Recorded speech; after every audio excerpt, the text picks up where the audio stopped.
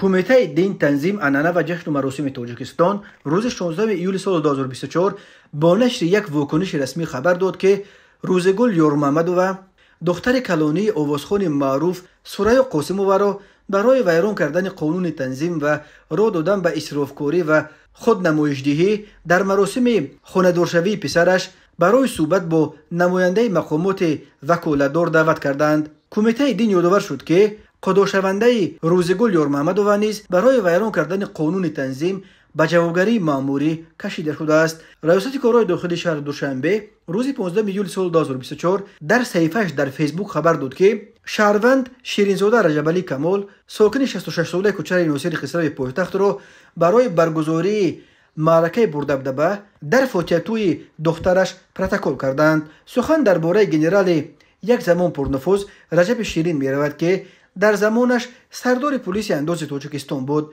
و بعدا تا سال 2015 معاون رهبر اگنتی مبارزه با کروپسیا بود. بعدا معلوم شد که گنرال رجب شیرین با دختر کلانی سریا قاسم قدر شده است. چنین به نظر می رسد که مقامات در مورد دختر سریا قاسم تنها با صحبت اکتفا کردند، ولی به قضای او رجبعلی شیرینزاده جریمه به اندازه 120 نشاندهنده برای صبح یعنی 8640 سومونی یا نزدیک $800 تهدید می کند.